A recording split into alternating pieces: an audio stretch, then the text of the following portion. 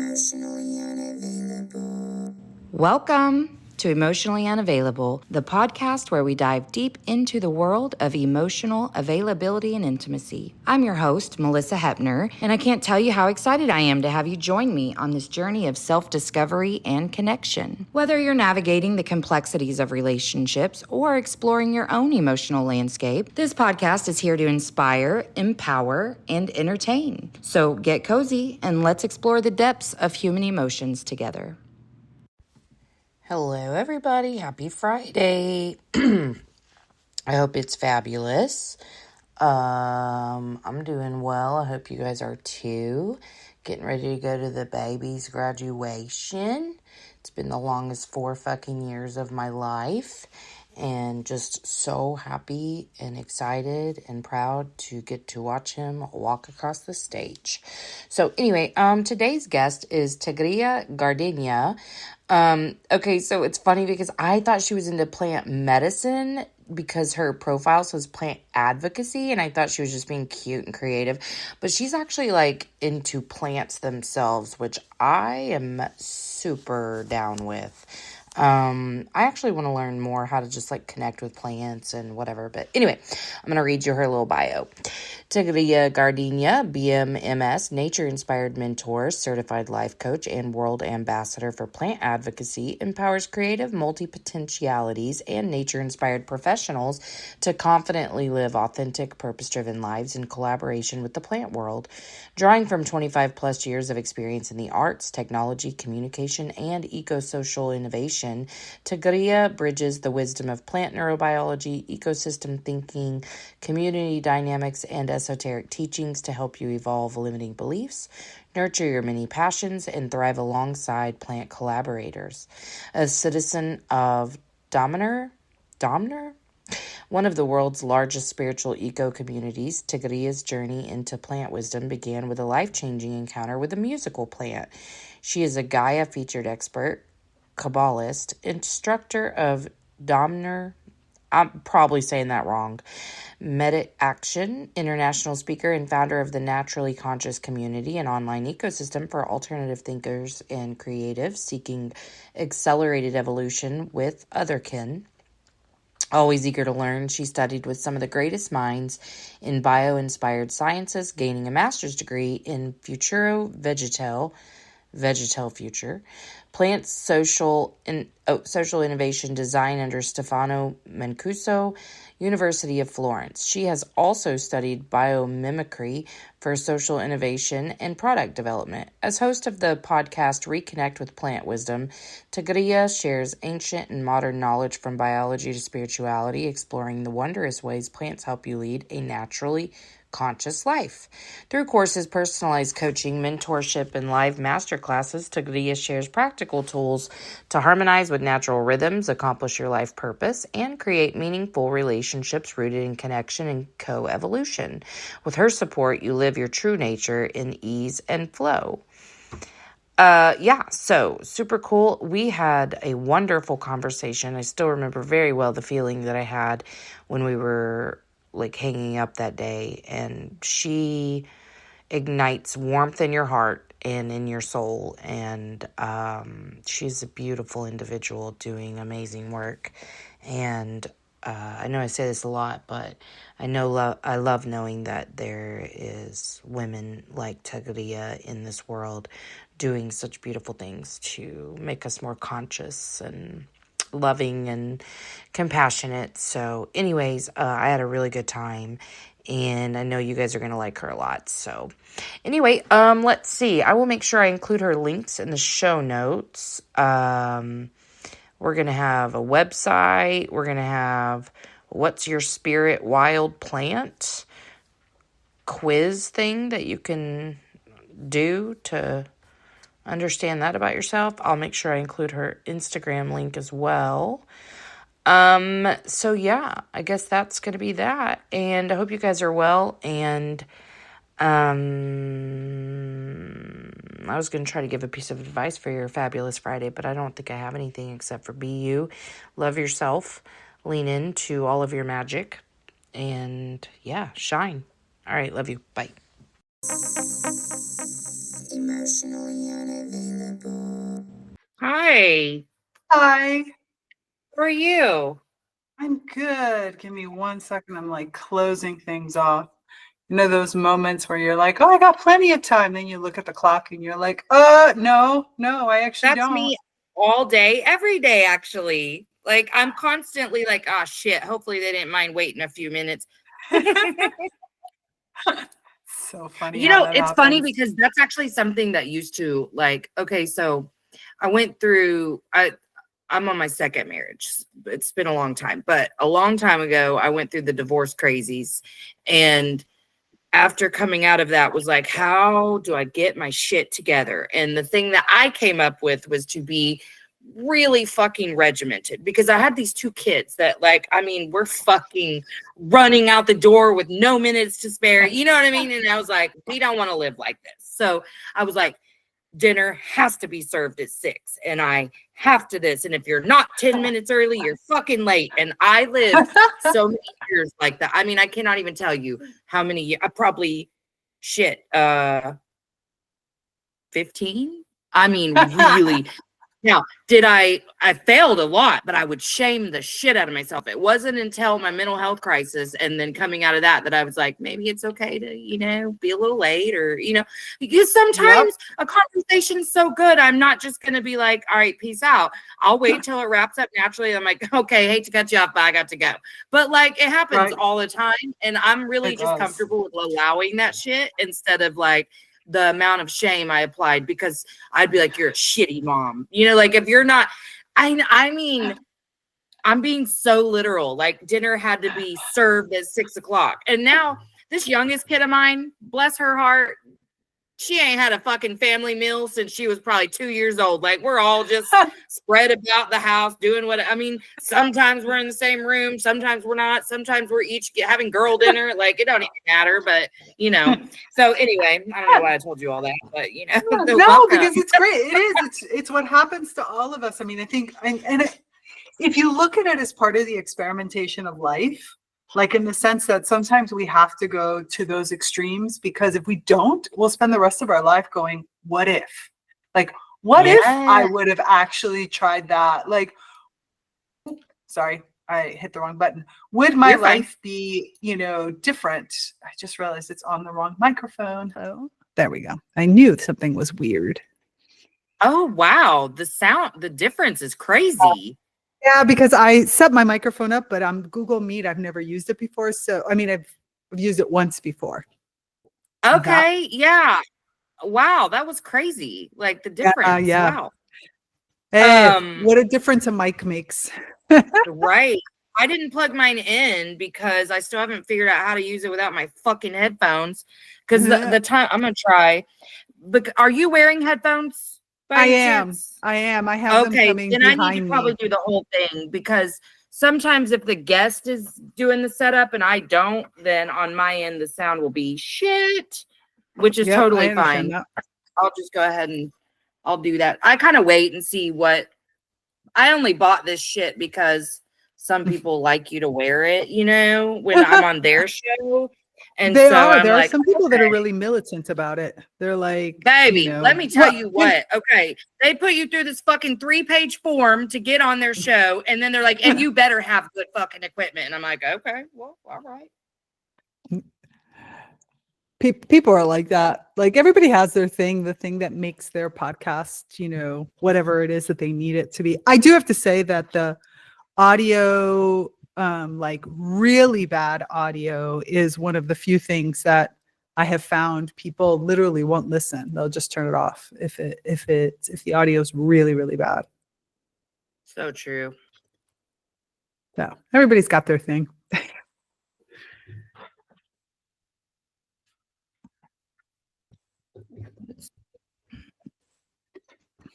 Do you do audio video or do you do audio only? I kind of just started posting. Why? Oh my God, it's been a minute and it's all okay. We're good. We made it. We made it. But this is being a bitch. Hold on. It is your podcast. You can do whatever the hell you want. So true, bestie. But okay, we're good. We're good. Yeah, the thing is that I'll just do my very best if there's like an audio issue, and then if people listen, obviously that makes me happy, but I haven't scrapped an episode yet, even though there was a couple I probably should have. I'll do my very best. Like I even just like, because one time I was recording with someone in India, and I don't know how much more I'm going to do of that because the sound shit, because of their shit ass internet, I just don't know if I can handle it, because I switched 3 different devices, so I know it wasn't me. But when I would talk, there was some sort of feedback from their end, and it was screechy as fuck, and it was like, oh my God. So I did everything I could to just cut me out, like, or record over. Like I did a few things because it was a great conversation, and I could not re-record, and I knew that's what she wanted if I couldn't air that. So I was like, good luck. Here you go, world. Like, try, do your best with it. Or every now and then I get a really bad echo. And so I like, that's actually how I started deciding to post the video on YouTube, is because I downloaded a new software to try to get this echo out, and it also edits videos very easily. And up to that point, I had not been interested in learning to do that, but I had to. So I was like, okay, shit, we'll upload to YouTube too. So we're doing that now, but you know, I'm real slow on it because uploading video is a bitch. I never even knew that was going to be so hard. It is, because it's big, it's heavy, it takes time, and even just editing the video, or I can't. I'm like, I have somebody that edits my video. I'm like, I don't even want to think about it. And I'm an audio engineer, like by training. So it's not that I don't know how to do it, but I'm just like, but you're nope, like, not for me, honey, not for me. Well, been there, done that. I used to dream of the day when I could pay somebody to do all of my editing, but I had such a good flow of editing, just the audio, that like it really became no big deal, because I do like to re-listen anyway, because especially like there's been times when it was like 2 months out. I don't remember what the fuck we talked about. So I like to re-listen to them anyway. So I had such a good system for it that it was so great. But now the whole flow's fucked because of video and whatever. So I'm like, well, the videos will just upload slower. No worries. No worries. Okay, so I was reading your PodMatch shit again earlier, and are you like, it was really about like plant medicine, I guess, but are you talking about? I actually don't do plant medicine. Just nope. Okay. I work directly. I mean, look, so because I was actually reading your stuff too, and I was like, I could do whatever direction you want me to do, like in the sense that my specialization, you know, as a coach and a mentor, is the fact that I work with plants, not as medicine, like not ingesting, but as literally working with plants, like communicating with plants, learning with plants, like as models, the energy and shit. Exactly. And all these different aspects from that. And then I also happen to live in one of the largest spiritual communities in the world, which means I have a background that goes from spiritual physics to Kabbalah to sacred geometry to all kinds of different things. So we can take this in whatever direction it wants to go without any problem at all. So I'll just follow your flow and I'll answer your questions. Let's just say it that way. What spiritual community are you in? I live in Damanhur. Damanhur is known for, we're in the northern Italy. We're about an hour and a half from Turin, and an hour and a half from Milan, and 45 minutes to an hour from Turin. We're kind of in the foothills of the Alps, and we're known for our underground temples, which are called the temples of humankind, which are considered, some people consider them kind of like the 8th wonder of the world, but mostly the first wonder of the new world. So the whole idea of building temples for a new era, for the age that we're in, right? Wow. So it's a pretty, so cool. I call it Hogwarts for adults. I think that's the easiest way to explain it to people. Like it's as if you lived at Hogwarts.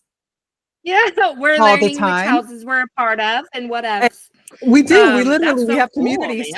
So instead of the houses, we have like the whole. We call them kind of regional communities. So you could be a part of Arcatentiri, so you could be a part of Oropan, or you can be a part of Demil, or you can be a part of Etulte, or you can go to the community we have in Japan, because we have members all over the world. And we actually have another regional community in Japan called Oroveli. So literally it is Hogwarts, like seriously Hogwarts. Wow.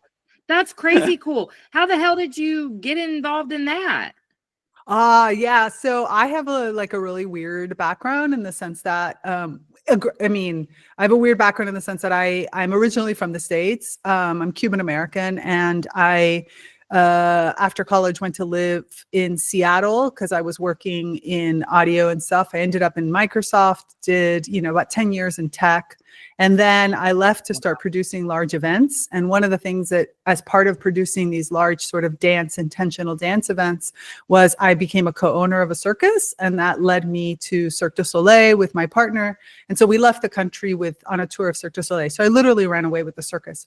In that time, I was also starting my kind of spiritual development, which, I had always sort of had an inkling as a child and had had lots of different experiences. And then I started to work very consciously with a mystery school. Ended up, after I came off tour, I stayed in Europe. So I lived in different places, including Barcelona, for several years. And then a girlfriend was like, hey, remember that place, Damanhur, that people keep talking to us about? Like, I'm on my way to Italy anyway. Do you want to just go? And I was like, sure, why not? And so I came here, and basically that's the way Damanhur is. Synchronicity sort of moves. And so I was all ready to go back to Barcelona because I was happy there when events sort of started to move around.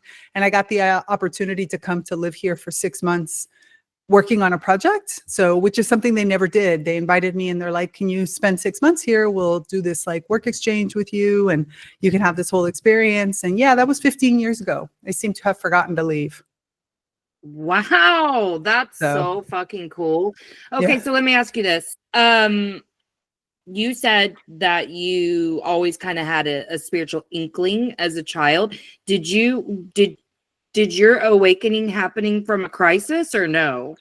No, my awakening actually, I mean, not in the way that some people like, it wasn't the horrible, like dark. It wasn't a dark night like mine. No, yeah. What ended up happening, I mean, in a very kind of like nugget of a way of saying it, was the fact that I realized that I had obtained what everybody thought of was like what you wanted, the husband, the beautiful house, the really great job. And the lifestyle that I was living was, sure, it was acceptable. I mean, I was traveling, I was doing this, but that wasn't what I wanted. And you weren't try to talk content or satisfied. It wasn't at all like how I had really, like, I had never really envisioned my life, but I was like, this is just way too much stability for a 30-year-old. Like, I'm like, I feel like where, yeah, sure. Okay. I could climb the corporate ladder, but what the hell am I doing? And then I started to do like acting because I have a degree in music engineering and electrical engineering. So I was a musician already. And I started to sing as a way to get my creative expression because I didn't really have a creative expression. Women in tech back then were pretty like, you had to do shit right. And I was like, okay, I started to sing and that's how I got into the whole like performance space. So what ended up happening was I met this group of people. Like, mind you, I had lived a good life, a really good life if you look at it from the outside. But I started in this whole music world, and then all of a sudden that all got moved to this tech world, which is cool, but not the same level of like off the wall creativity. I had worked with bands like REM. I had worked with local, really up and coming bands in the Miami scene. And all of a sudden I was like, coding and, yeah, sure, having great vacations with my husband and his children. But I was just like, where is my creativity? Like, I don't have anything that's stimulating me creatively. So I started to sing again. And in that singing, I started meeting people, and then I started acting, and I was like, oh, this is cool. I'm starting to get to know this.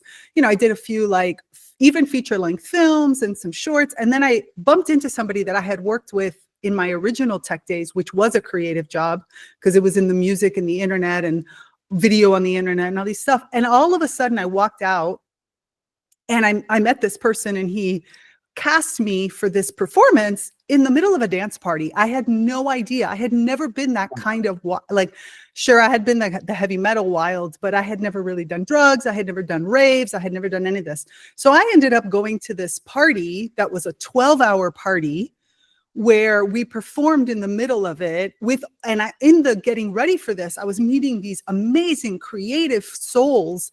And I kept looking, going, these are the people that are like living off of granola.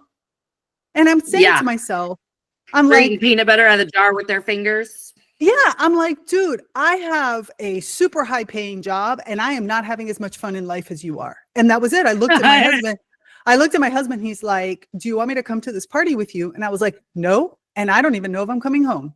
And he was like, what do you mean? I'm like, this isn't the life I want. I'm going to go have this experience and we'll see what happens when I finish. And at 7:00 in the morning, I walked into the house and I looked at him and I'm like, we're done. We're done. And that was it. That was like, and that was the beginning of like, okay, time to change. And then the person that I had a month later, I met what became my business partner, who introduced me to this whole mystery school. And all of a sudden there, it was like, oh my goodness, like the mystery schools that I had studied in the past, that I heard about, actually exist. Like people who are living their lives based on this Kabbalah inspired mystery with, esoteric wisdom and ritual. Really they're not just the santeros from back home. I'm like, these people really exist. And I was like, hell no, I'm not going back to my old life. Like, there is no way I am going back to my old life in this. As much as I loved what I did in so many aspects, but I was like, this isn't nourishing me. Like, I'm not this person anymore. So that was it. That was so I didn't go through it from the place of like, I'm miserable, I'm sitting on the floor crying. I went through it from the astonishment that I had ended up in a place, in a place that wasn't mine. Happy that I had experienced it, going back to that what if, like, okay, I did it. I made a crap ton of money. I worked, we had fun. We had Nerf fights and I got to do like launch parties in Las Vegas. And I have some great memories and I worked on the early days of the internet. I mean, we were pioneers. It was cool. Right. But it wasn't me. Like, there was no music, there was no arts, there was no other stuff, there was no magic. And I was like, okay, I don't know if I could live off of granola, but I got some savings. Let's go try. And so then just events started conspiring. Like this artist that I started to manage ended up asking me to host a party with him because his partners fell out, and I found out I was really good at that, and I got all involved into the electronic music scene, and all of a sudden I was like this, it's great because I'm a sober person, but the music is my drug. So I was like, yeah, let's do it. Let's go. Off we go. Well, and I've talked to so many people who just highlight the spirituality in music, just how connected that we feel when we're experiencing music of any kind. So I can definitely see how that would be so nourishing for you. But I just think it's really cool that, like, even though it wasn't, you would have hit the dark night if you hadn't listened to the call when you did. Like, absolutely. I love hearing that it is the same shit that any one of us in the position go through, but you just answered it early. You were like, I don't feel right. I think that's so cool. Like, I'm definitely one of those people that when like she sees an opportunity is like, oh, going back to, I think you mentioned in your post, if I remember, in your thing about human design and stuff, like, I'm a projector. If you invite me to something, I'm going to try it. I don't like what ifs. So I'm like, oh, you invited me? Sure, let's do it. How nice. And then if it works, great. Writer. Yeah, I wish. I mean, that was part of my trauma response in life, is to question myself and my logic, my intuition. Wait, I just realized, are we actually recording? Yeah. Oh God, that's awesome. How did I not miss to hit the record button? Like, I'm just like, no, you came in. I push it before you come in. So, cause I have forgotten to start before. Good. So yeah, we were recording from the second you popped in. Yeah, this is how I like the conversations to go. Like, like, none of the beginning shit will be cut. Like, I love it all. I like all the raw shit. Good. I just wanted to be good. Yeah. But like, hearing you just makes me think, and not in a longing or a bad way, but more to highlight for our audience, is like how much time I've wasted in my life being like, well, I mean, it feels like I should, but should I? Like, I mean, I'm kind of fucked up. So like, you know, just all of the like reconciling a feeling. I mean, how much I've overanalyzed every path, but that was my huge trauma response in life, was that every decision, and I mean, everyone, was two very distinct paths.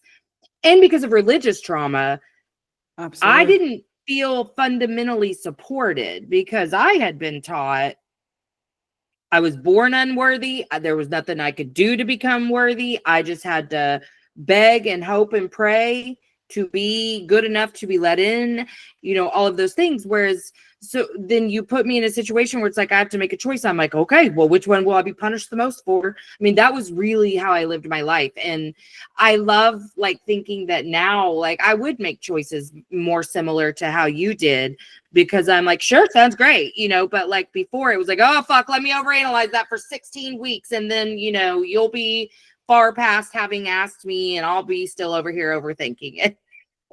Yeah. And I think another aspect of it is, which, you know, some people will look at it with a positive lens, and honestly, some people will look at it from the negative lens. I think one of the things that I started to understand, especially after my divorce and after I kind of changed my life, was in order for me to live the life that I wanted to live, there were certain things that I had to give up. And in the sense that I wanted to travel, so that means giving up the idea of a house or having that stable. I mean, only now in, you know, living at Damanhur do I have what I consider my home base, but I still feel very nomadic in nature. I'm kind of a bit of a minimalist, and I have a small place. I don't want anything big. And I lived, you know, in nucleos, which are our shared homes, for a long time, where you basically only have a room. And so that's one aspect. And I also don't have children.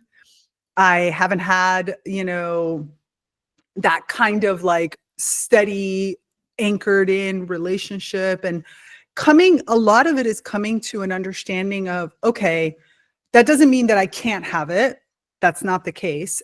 It was a choice that I made because I wanted the movement. And so understanding that about myself, like, okay, what do I value most in life? Sure. Could I have been happy with children?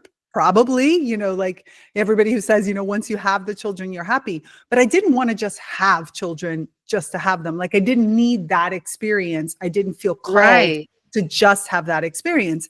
And also, I don't know why, and this is probably part of, again, the way that I see the world, but also I've worked, because I always say that if I write a book, my first line is going to be, I'm the most positive negative person you've ever met, because my mind thinks in negatives. So for me, getting out of that negativity, really it was the plants that helped me the most, which again was a music thing, because I started working with plants because of the music of the plants, which is a device that's like a musical instrument for plants that allowed me to hear the music of plants. Once I heard the music of plants, going back to the whole music is spirituality, music is language, music is connection, music is all these things, a whole other world opened for me. And I started to see the world as an ecosystem, as relationships.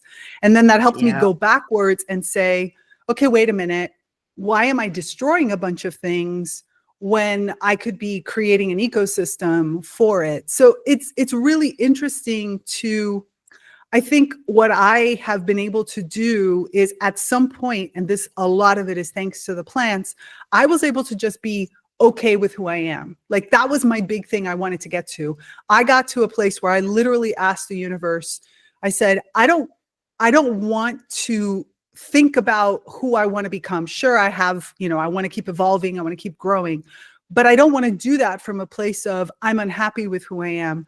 I want to look at whatever it is that I am, whether that's being very critical, whether that's, you know, thinking about things negatively or whatever. I want to be okay with it and feel that it's useful. And then from there, I could see where it gets put to use. Because if I recognize that my criticalness is really good at looking at a report and finding the flaw, not in this report sucks, but in wow, this is actually a really good report, but there's a flaw here. then it's really about learning how to use that gift, which is, okay, I can see all the positive and still point out the negative, rather than not seeing the positive because all I see is the negative. And so that was probably that journey, believe it or not. If I was to look at like my dark night or my part that probably made my life miserable for much longer than it needed to be, was learning how to use my talents in a way, like learning how to use them, period. I had way too many parts of me that were considered negative. And that was it. Like looking at that from a different lens was the big thing that I had to, because that was the element that didn't allow me to create the life I wanted. Because I kept saying, oh, well, I'll do that when I'm better, or when I am this thing. Exactly. Instead of saying, no, I am who I am. I can change, I can grow, I can expand, but more than anything, I got to learn how to use this stuff well. I can't learn new skills until I know how to use the skills that God, that the world, that the universe gave me. Yeah, I love that, because this has been the journey I've been on too. Like it's only been, we're coming up on a year since I started the show, and all the development really has happened in that time. And like, I remember a year ago coming to a place where I was like, I was doing a manifestation, and I started with like a, what is that, inventory, a self inventory, and kind of like what was keeping, where was I incongruent from who I wanted to become. And that was the first time I was like, wait, like I already am that shit. I'm these things too that I would like to, temper a little bit, but I am this shit. Like I am fucking exactly who I've always wanted to be. I'm just a little chaotic with it right now, and I need to, I need to rein it in a bit. But like, I am wonderfully made. Why am I trying to change so much shit about myself? And then that's evolved to like, even because even after that, I still thought there was going to be a destination where I no longer yelled at my kids or acted like a cunt to my husband. Like I thought that there was going to be a time I was going to be perfect, I guess. So relearning and getting a deepening of that understanding has been really important for me. But just in the last like 2 months, re-arriving to the conclusion that it's like, there is a dark and a light, and you can't have one without the other, and you can't embrace one without embracing the other, and you can't have gratitude for one without gratitude for the other. And just really alchemizing all of that and learning like, that's your fucking magic. Like, why are you trying to rid yourself of the things that make you the best version of anything you could ever want to be? Like, I am fiery as fuck, and sometimes that fire gonna look not nice, and sometimes it's gonna look like me advocating in a different way. Like it just shows up differently, and in all times my worth or value as a human doesn't change. And that was the thing when I finally, and I'm actually excited for the next way I'm going to learn this lesson, because the deepening of the understanding just brings you so much peace, because you're like, damn, dude, I love that you understand that, like, yeah, we want and desire to continue to grow and evolve. I want to, whatever, I want to max potential, right? Like whatever I'm supposed to get and give, I want to do that. But also I'm perfectly fine exactly how I am in this reality. This is perfect. Like, I created a reality that is very peaceful, joyful, loving, exciting. Like I get to meet people like you, so what the fuck am I trying so hard to change? Like it was really profound for me. So I love whenever I get to hear other people talk about that, because that's the key. That's the whole point of all of this shit, is getting to where you understand I'm perfect exactly how I am. But you're much like more evolved than me. So I probably know how you're going to answer this, but like, okay. When I say things like I'm perfect exactly how I am, there's just this little reverb that happens of like people thinking, oh, you're perfect exactly how you are. Like when you use the word perfect, people have a visceral response to that. Did you ever fear like how people would perceive you in that? I've never thought of myself as perfect, and I probably have never used that word for myself now that I'm thinking about it, only because, again, there's a really interesting balance. I was just, it was funny. So funny as we're talking about this. I'm thinking about, I had a meeting with somebody earlier. This is somebody who lives in the community. I work on various projects with this person, and they're a great person. They're super interesting. Somebody with lots of experience, has been in the community for over 40 years. And so somebody with like a really big depth. And that being said, is also a Cancer, which means it's a little moody and a little bit depressive and has these like tendencies of some of the things. Anyway, so this person was telling me how don't play. yeah, and it's interesting because they're a person who was telling me how I make them uncomfortable at times, right? And so, which is not something new. I mean, we've known each other for 15 years. I've worked with this person. It was one of the first people I worked with when I first came to live at Damanhur. And so we were sitting, and he was telling me, he was like, I feel like every once in a while he says this to me. He's like, he goes into this difficulty with me where something about me mirrors something or triggers something in him, and he doesn't know how to deal with it and all this type of stuff. And I was thinking about this a lot because this is not the first time he said this to me, and where years ago, everything he was telling me, I could see my part in it, in the sense that I could totally see where I was triggering him, but also how I was triggering him because I was being an ass, like, to be honest, like that's the way that things were going. And then recently, when the last time that I triggered him pretty badly, I went back home and I was like, what the fuck? Like, is this me? And I came to this place, which was really interesting, which was like, wow, I don't actually think it's me. Like, I have racked my brain. Sure, in the particular moment of the thing that I said to him that day, I could have not said it because I made a flippant comment that I thought was funny, but I didn't realize he was in a bad mood. And so therefore it totally like triggered him. But other than that, he could have just responded, hey, I'm not in the mood for it. Instead, he flipped out. And I was like, that's your problem. That's not my problem. The fact that you flipped out. But it's really interesting because as I was like listening to him talking to me about his experiences, I was reflecting back on my own path, and I looked at him and I'm like, look, I'm going to be really honest with you. If you would have told me this 10 years ago, which you did, to be honest, I took responsibility because I didn't know how to deal with the fact that I have a sharp tongue, the fact that I'm a very quick thinker, the fact that I make decisions very quickly, like the fact that it was this. But you yourself are even telling me that I am super collaborative now. Like, he was like, he's like, I don't even know why it gets so triggered, because obviously we work well together. We're on all these projects. You're super collaborative, but you do this, this, this, and this. And I'm like, to be honest, do I do some of it? Sure. But the fact that this stuff bothers you, that's you, man. That's you. Yeah. That's not me. Yeah.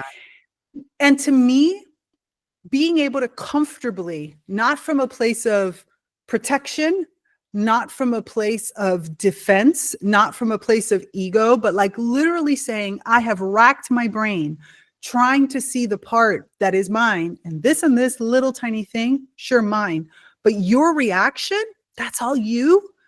To me, that's perfection. That's probably the closest, which doesn't mean I'm perfect. It just means I'm aware. And I guess maybe that's the thing. I don't strive so much. I mean, I don't literally feel like there's perfection, I don't but I mean, even if there was, I mean, perfection like is very subjective, and I do think that there could be some things like this is the perfect moment, and I do think that exists.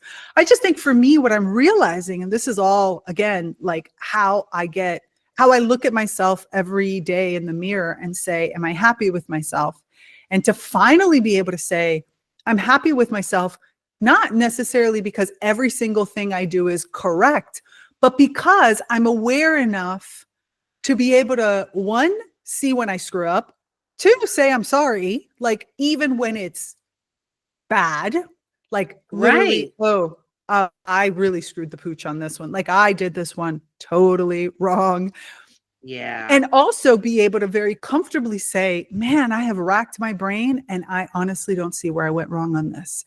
So have you racked your brain on whether or not it's you? Because I am trying really hard to give myself blame on this, and I can't find it. And I think that that's an important, like also a life lesson of being able to comfortably say that. Like I didn't, again, not saying it from ego and protection, not saying it from I'm perfect, but which is not what I'm saying you're doing. I'm saying, but like not saying, but from saying it to like, I genuinely believe this is something you have to work on. And I even told him something which probably he didn't like, because I was like, I really think that I'm triggering this thing in you. And it's not pretty. Like, I get it. It's not pretty. I've been there. But I think that that's what's happening. And that's why you're getting angry with me. And I'm sorry. Like, I'm happy to help you with it. But because you know what? You're making me think about confidence in this area, because when I was just in a real shit mindset and had no idea that I saw myself as such a victim, I would have said quite the opposite. But I mean, honestly, I was not conscious of my victimhood at all. So I was, I'm going to say, open to feedback. I really wasn't, but because I was the most fucking defensive person you could have ever met. But I did take in what people said. I might have reacted really shitty, but then afterwards I'd be like, well, there's probably some fucking truth in that. Well, so the evolution in that way for me has come to a conversation that I had with a friend the other day, a friend who's given me lots of fucking feedback over the last year. And I had gotten to where I took everything they said as like fucking confirmation bias of like, oh, see, that's why I don't share, because blah, blah, blah, blah, blah, blah, blah. Right. Well, we got into a very serious conversation where I was sharing shit that I was experiencing in real time, which is still, this is an area I'm really growing in, because I've always been the fixer. I have a fucking horrible time asking for help.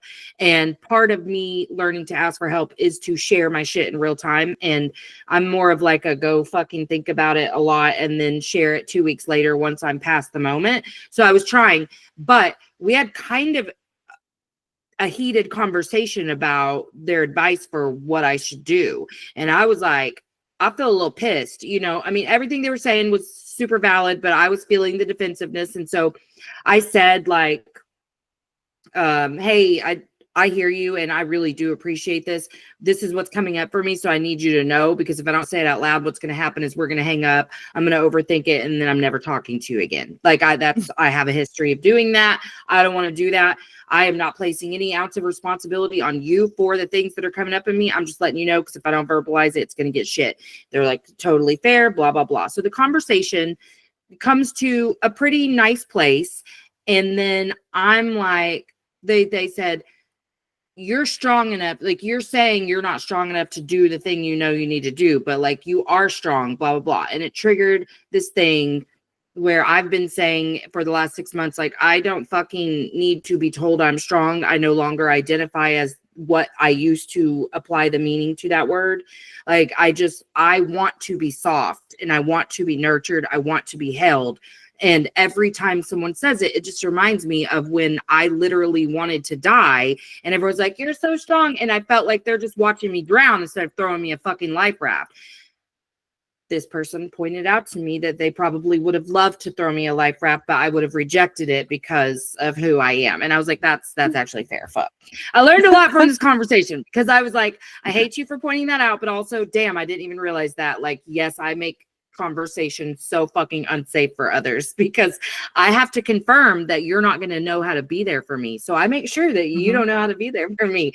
I really did awaken, but I had gone to start to say the thing about I appreciate that you see me as this strong individual, but like, that's not helpful for me. But then I stopped, because, they've given so much feedback about how defensive I was, and I was overthinking, like, am I being defensive if I say this? And then I was like, yeah, fuck, I fucking want to say it. I'm going to say it. So like, getting confident even in just like, I'm allowed to, whether it's right, wrong, good, bad, I'm going to just be me. Like, stop even putting myself in a box, even in small conversations like that, where like everything they said was so impactful to me, and it really did land. And I took a lot away from that conversation. But some of what I took was like, okay, so you come off defensive if you explain yourself. Who cares?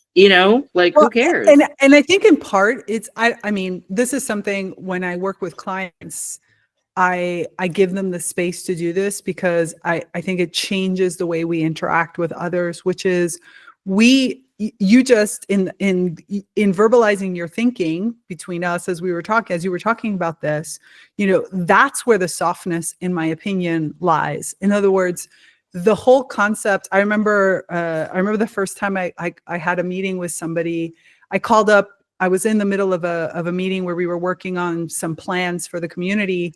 And, we were talking about a specific thing that was touching something in me. Like all of a sudden I had gone from being very detached, very kind of the voice that was able to see like the big picture for everybody in the room. And we started to talk about this one particular point, and everything in me clammed down and was like, that's unfair. And was, got very defensive internally, and I kind of shut down. And I sat there with it, and I realized that I had no clarity on it because I was reacting from something internally. So I called the kind of head, the person that was running the meeting, and I said, hey, can I have I need a meeting with you, like just a verbal chit chat. It'll probably take us about 20 minutes. I said, I had this reaction come up, and I cannot tell if it comes from a place of judgment, like there's some judgment-y side of me that instinctively thinks that this is wrong. Like I've analyzed it, and I actually, judgment in the good way, like discernment, like I'm actually reading through this and I think this is unfair. Or on the other side, this is just my ego because this thing is going to touch me. It's basically going to tell me that something I'm doing is wrong, and then I have to change the way I do it. And I kind of don't want to change the way I do it. So I said, I don't actually know which one of the two it is. And so I need to verbalize it with somebody that I trust, who is going to listen to me, kind of have the argument on both sides and help me find which way it is. And I think that that's piece of like literally saying to him, and I told him, I'm like, I'm only calling you because there's two of them that are like the people that run this meeting, but the other person, who is great, I don't have that rapport with him to feel like he's not going to take what I say at face value. Instead, this other one I knew would listen to me, kind of play it out in my head and not try to like defend his position, but instead would give me the chance to see, because I'm like, I can't tell right now if this is an ego response because you're touching something of mine, or whether I actually really just don't think that this is fair. I don't think the mathematics work out in order to give us the result that we're thinking about. In the end, it was kind of a little bit of both, but a lot of it was just the math was wrong. And so I think we don't verbalize enough when we're talking to somebody because we don't create those safe spaces. Going back to the fact that I said I've created an ecosystem that has allowed me to evolve, because I literally vocalize a lot of these things. And what I do for my clients as a coach and as a mentor is give them a safe space where I'm like, okay, I want you to walk me through all of it. Like walk me through the doubt. Tell me which one feels like it's coming from ego. Tell me which one's coming from something else. Where is it trauma based? Where like just, I always tell my clients, I'm like, vomit everything. I give them a space where they can literally vomit out everything. I'm like, even the thing you're like, this is ridiculous. I don't know why I'm thinking this. I'm going over the top. I'm going on, because if you work, I work a lot with multi-passionates, multipotentialites, people with lots and lots of passions who are most likely very creative and probably neurodivergent and most likely some kind of genius in whatever the heck it is that they do. Right. It's just the people that I love working with. But their minds very rarely have safe spaces to spit out everything that they're thinking about. And because they're always worried that because the way that they're thinking is not in harmony with the way that the world says things should be, which is that strict piece that we were talking about earlier, they're afraid that it's either going to be too much or whatever. So sometimes I get like these messages from my clients that are like pages long, because they just walked out of a meeting or they just had an experience and they don't know how to deal with it. And I'm like, just vomit it all out and let me summarize it for you. And there in that trail, you can see this over here. Could this be the trigger? Or you mentioned this one line in 3 pages, and I wonder what happens when I touch this thing. And then they're like, oh my God, I can't believe you even saw that I said that. And I'm like, because your mind is not, it can't find the needles. Like it's just in the middle of the haystack. Like it can't find it. And that's okay. Right. That's how your mind works, because you don't feel safe enough to process that in a way that feels right for you.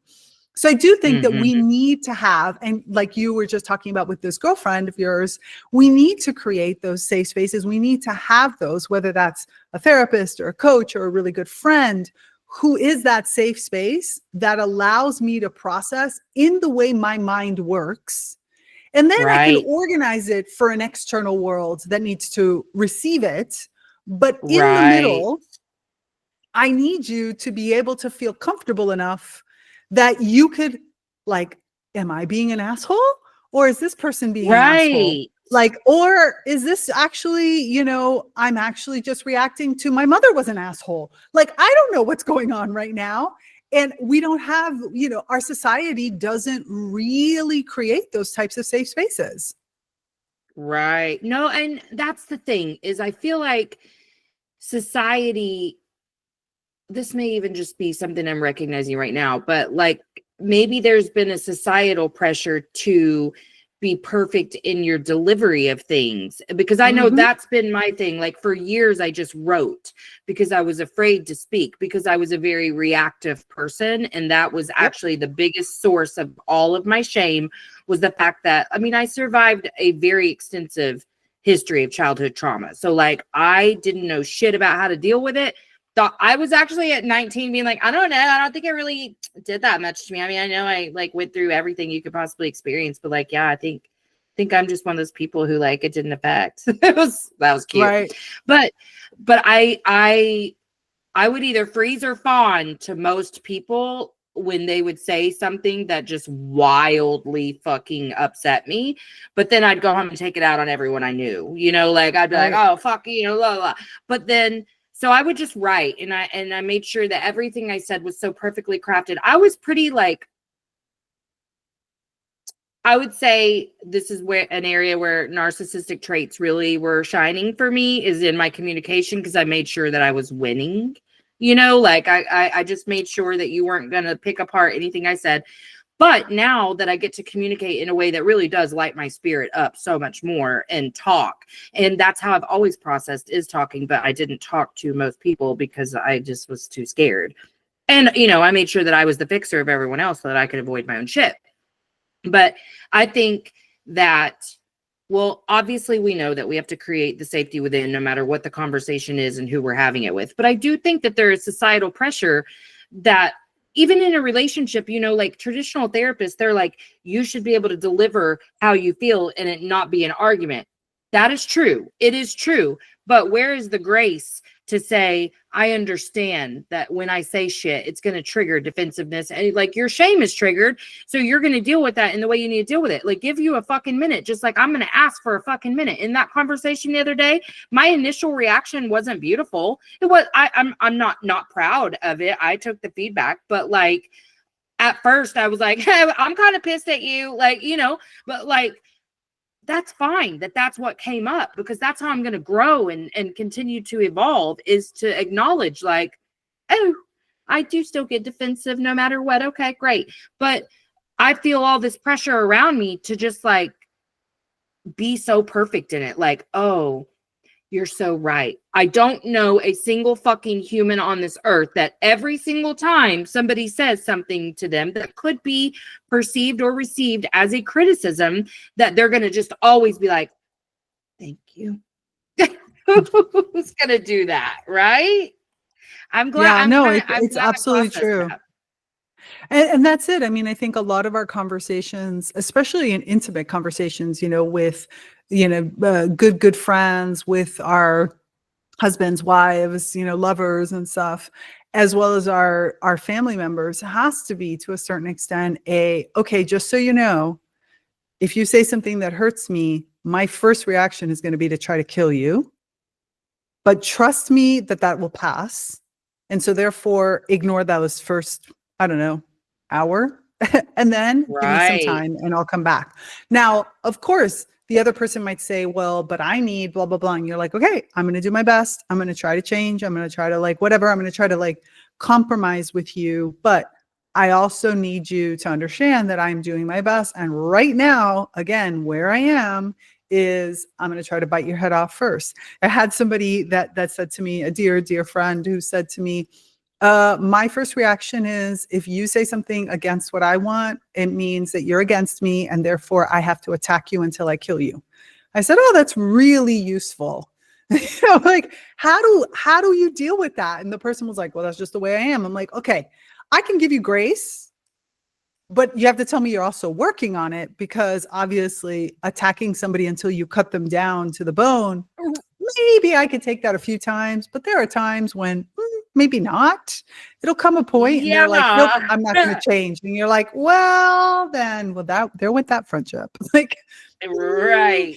You got to have, like, also, we're all I mean, works in you progress. have a level of responsibility for the way you react, for sure. But like, my husband, for instance, is a very conflict adverse person. Like, it's real classic avoidance. And I also understand that I have helped to cultivate that, because I don't make things safe for us when we're in conversations, at least not historically, because I'll be like, oh, good, you fucking hate me. Great. I mean, that's just, it's so fast for me to be like, fuck you. I mean, that's who I am. Versus now where I'm like, I promise, like, yes, you're going to see it on my face, but I'm not going to be mean, but I'm going to have the feeling. And that facial expression is probably a trigger for you, because used to, I would have been like, and fuck you. So Right. what you typically would come next, but I'm asking you to believe that I'm going to feel it, and I'm going to allow it. I'm going to look at it, and then I'm going to release it, because I know what that is. That shit's not going to help us at all, or Right. me. So like, I'm going to get where you need me to be to receive this information, but like, you're not even giving me a chance if you just avoid the conversation, because how am I supposed to grow with you if you're avoiding the conversation? Like, you're not giving me a chance to practice this shit at all. I'm just over Right. here like, everything good? Oh, well, I mean, if you're not going to share, it's not my business. So I don't know what to tell you, but I think that so many times, well, I think maybe that's the conundrum, really, is like, how much do you allow? How much, what is the right thing? And again, I think we can apply those perfectionist standards to just about anything if we really let ourselves. But I think knowing, like, if somebody was really shitty to me and it really just didn't affect me because I just knew that was their shame coming up, like, okay, I can take that. But like, give me a dose of PMS and talk shit to me, that's fucking it, bro. You're gone forever. Like, I'm not doing it, So again, like, I get to make those choices and I don't have to overthink any of them. Whereas like, I'm an overthinker, by not really like now, because that's the thing I work the hardest to not be, but my natural state, especially with a hormone fluctuation, is just to be up in my head. That's where I love to be in my head, to imagine worst case scenarios, to overanalyze, to figure out where I'm wrong all the time, all the things. I don't have to do that. Like, I don't have to analyze every ounce of my personality and everything I say or do or think all the time to fit into this world. Like, I'm allowed to make mistakes in real time and not pre-think out all of my responses or reactions. And I think just from my shame being so embedded in the fact that I was so reactive before, it really lent itself to trying to be perfect in my communication. And it was such a freeing feeling to fuck up a little bit and still just like feel really good about it, and be like, because I didn't do anything inappropriate, but like, if I were to apply a model of communication, it didn't necessarily fit that, because I did get defensive, and I'm like, oh, you're not supposed to get defensive. I'm like, no, I'm defensive. I'm gonna feel that for a second, Well, okay, before we wrap up, do you have anything specific that you want to throw out there? Anything? And also, will you tell me how to pronounce your name so that when I'm doing an intro, I don't say it wrong? Yeah, my name is Tigrilla, or Tigrilla is fine, but Tigrilla is what it actually is. I'm so glad I asked. Yeah, I know. It's kind of it's really funny. I never realized people would struggle with it, but yeah, it's what happens. So it's totally normal. No, I mean, I think that I love the way that we're talking through this. And I would say that grace that you talked about that we should give others, I would probably say in kind of a wrap up is like, the grace that we give others, we should also give ourselves. And I think that once you start to have that, create that safe space, even if that safe space is just in your journal or in, one friend, or in, I spent a period where I just recorded voice messages for myself because I'm a verbal processor. And so therefore I didn't want to burden anybody because I was going through something that was pretty harsh. And I felt like I had a lot that I needed to say. And so I just started recording, 20-minute, 30-minute, sometimes voice notes. Not because I would necessarily go back and listen to them, although some of them I did, some of them I didn't. But more than anything, it was a great way for me to process, to create that space for myself that I could, just let it all out of myself and not try to bottle it in, because the bottling in and that, like you said, those thoughts just running through your head don't work. So whether that's a beloved tree or a house plant or a voice note, I mean, I've worked with all of them, a really good friend, a coach, a therapist, like there are so many options. And I do think that for many of us, it is important. I live in community because we have these sounding boards. Everybody around me can trigger me. And that's what we want, because that's what helps us grow. It helps us see our parts of ourselves. There's nothing wrong in being triggered. It's just, it's another way of looking at things. And I think it's really important for us to give ourselves the grace to feel it and not say, oh, that sucks that I react that way, but more like, okay, so I still react that way. That's still there. So let me see what I need to do about that. And to look at it from, again, I'm always in the place where I am. And the only thing I could do is get better. Like all I could do is continue to my evolution. I continue to grow and continue to move forward in those directions. So there's no point in berating myself for it. I might as well just give myself that space and that grace to be able to say, okay, I did it. I'm okay admitting that I did it. It's not beautiful, but it's where I am. And I'm just going to keep moving forward. Right. I love that. Yeah, because I don't think that you can only offer a certain amount of grace to anyone else, like whatever amount you're offering to yourself. Like it must be served to yourself first. So I love that. Do you have Gemini and Virgo in your big three? I do not. I am a triple. I am a Taurus with an Aries rising and a Capricorn moon. I am all horns, baby. Possibly Aries rising, because I'm an Aries rising. So how funny. Okay. I was like Earth, because Virgos are critical. That's so funny. Yeah, no, I've got that Taurus is like what gives me the whole stubbornness, and then definitely the Capricorn that puts me into, okay, it should be this way. And that's like what can be critical at times. Yeah. Okay. That makes sense. Okay. Thank you so much. This was such a beautiful conversation. It's made my whole day. I'm going to take this with me, and I don't know if I'll put the accurate release date in very first, because it harasses me and I don't like notifications. So I'll put something in, but it might change. No worries at all. Just let me know when it's out there and I'll make sure everybody sees it. I sure will. Have a great day. Thank you. You too. Bye. Bye. Hey, make sure you've given the show a 5-star rating on whatever platform you're listening to if you haven't already. And check out my website, empoweredwithmelissahepner.org, or my link tree on Instagram at melissa.hepner to check out my latest offers or workshops.